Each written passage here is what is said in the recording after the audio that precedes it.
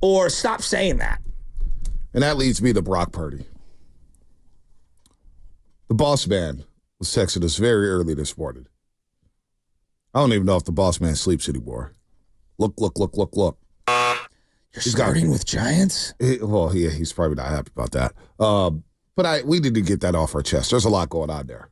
Just bookmark it. There's a lot of noise coming out of 24 Willie Mays Plaza.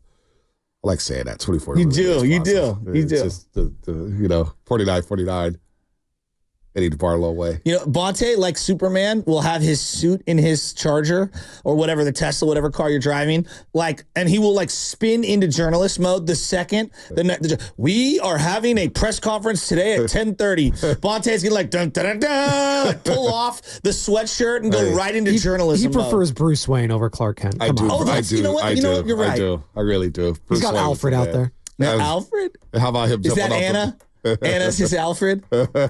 Oh, those going to go in a number of different directions there. But we're going to just nip it in the bud. I like the Bruce Wayne. Don't talk about that. So look. Had a video out last night. That was a horrible one. I'm so sorry. No. It's all good. So bad. I'm on my fly here. I'm on No. It's all good.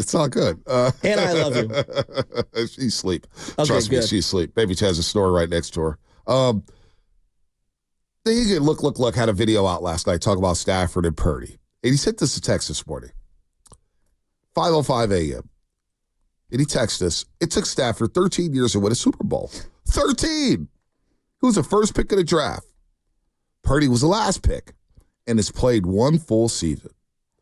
There is way too much pressure on him from everyone, everywhere. It just hit me last night. It's way too much pressure.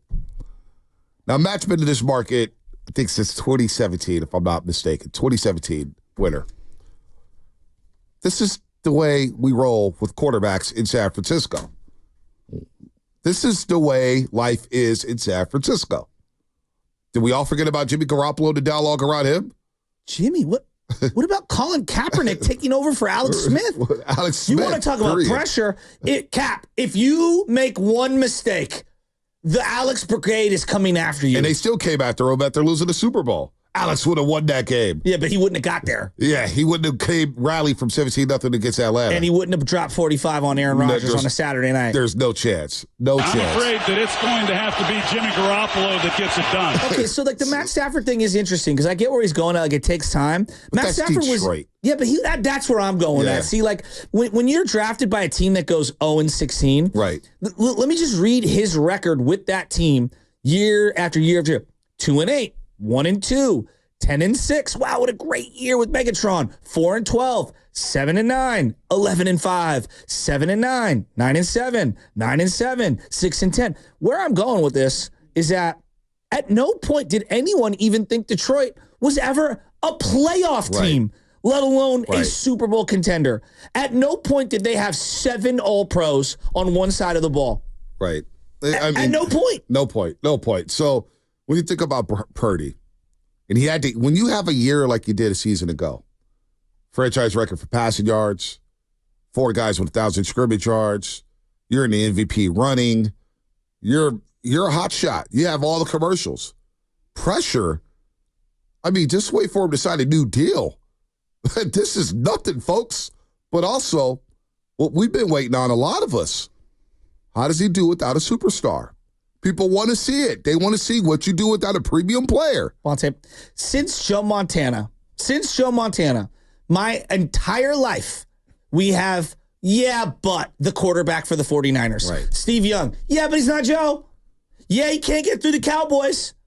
Yeah, but what's he going to look like without Jerry? But what's he going to look like without Bill Walsh? Yeah, but he can't beat the Green Bay Packers. Exactly. Yeah, but he couldn't do it without Holmgren. He couldn't do it without Shanahan. Okay, then Garcia. Yeah, but he's not Steve. He's not Joe. Jeff Garcia never gets the credit. I know he said some things a few years ago.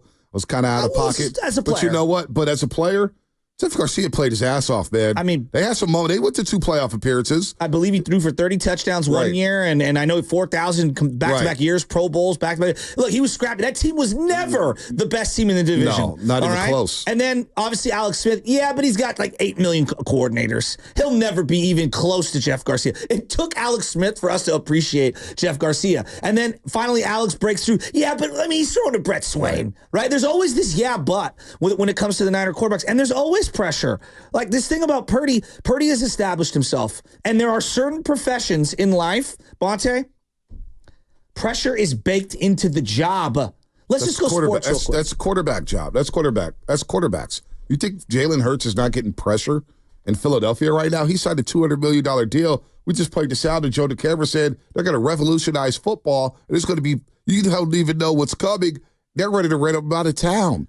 I mean, this is the Williams is supposed to be the savior of the Bears organization. Well, it's 2 games, no, and but he's getting beat up. Yeah, you don't think he has pressure? Oh, big time pressure. Caleb has pressure. Deshaun Watson has pressure. Kyler has pressure down in Arizona. You know what I'm saying? Let's go outside of football. Justin Herbert. What about shortstop of the Yankees, Anthony Volpe? Hey, Anthony, you better not screw this up offensively for us. We're trying to win a World Series. Well, just think about Aaron Judge. What's the postseason hits? It's a great point. Your 15-plus home runs don't matter.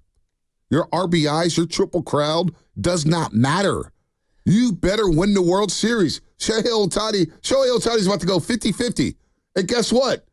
It won't matter if they don't win the World Series. That's pressure. I totally agree. That's what happens at premium positions on premium teams. The guy who plays opposite LeBron on whatever team LeBron's on, LeBron has no pressure. You have all the pressure. If you fumble a little, if this team loses, if you play well, you're not good enough. Am I wrong? I'll go Real Madrid. Mbappe. There's a lot of pressure to continue to win Champions League after leaving PSG. And Mbappe's got a lot of pressure. Now, you're going to think this is stupid, but I just wrote down professions in life where you join that profession and there's pressure.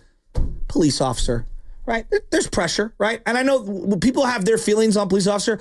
There's a lot of responsibility, okay? And every day when you're working, something can happen and someone is relying on you. Day one, immense pressure to not screw up and to keep our community safe. Tremendous pressure. Thank you for first responders in general. I would just throw them all in there. Police, firefighters, EMT workers. Every single minute of your job could be someone's life at risk. And I think about this all the time. Working in a you talked about, hospitalization earlier, working in a hospital. These people are God's people. These people are out here serving our community and some of the sickest, most vulnerable people in our society. You don't think doctors feel that pressure?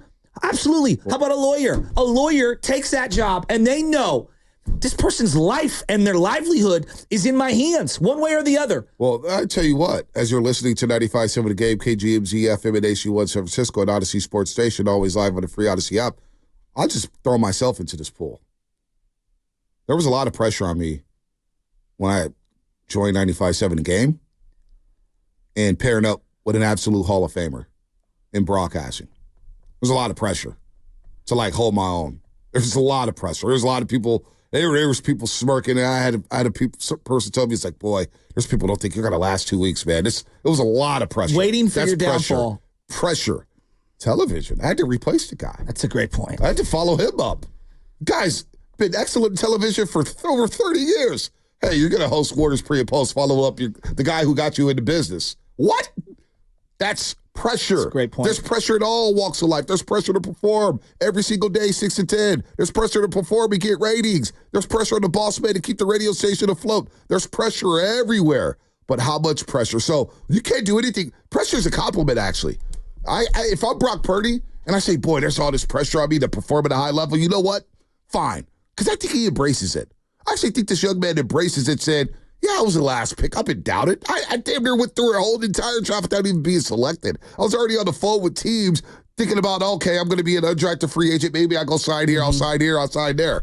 So the pressure, he understands. If he understands the history of the San Francisco 49ers and the history of this fan base and the history of what has come with this organization, then Brock Purdy better embrace the pressure. Absolutely. He better embrace it. And you know what? There is a lot of pressure on him because we got to think about how much money we're going to give you in the future.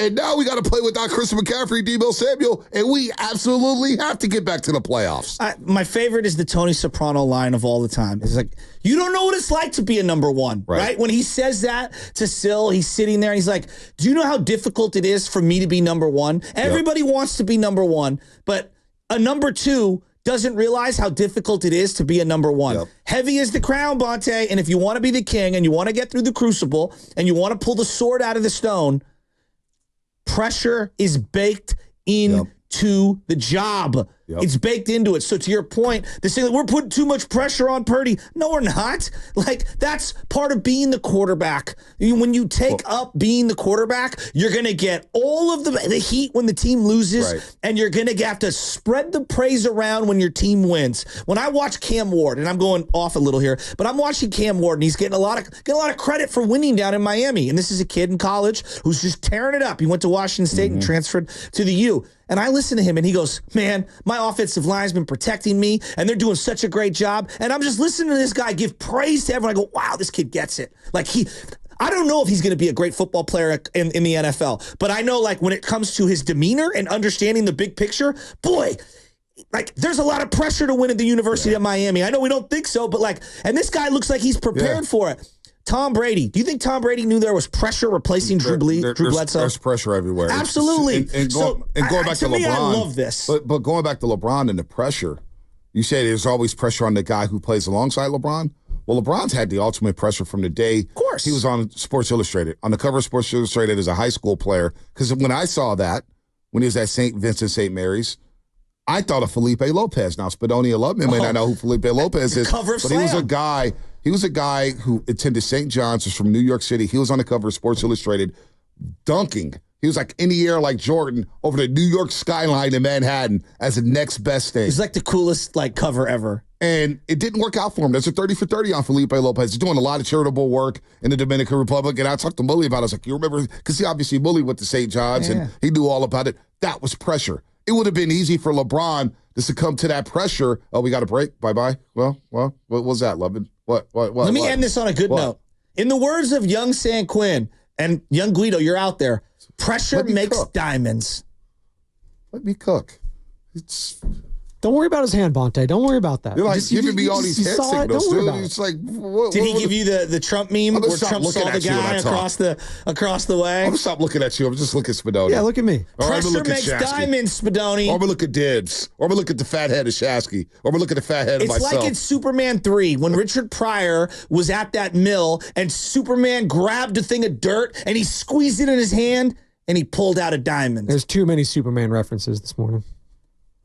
We've got Superman. We got Sopranos.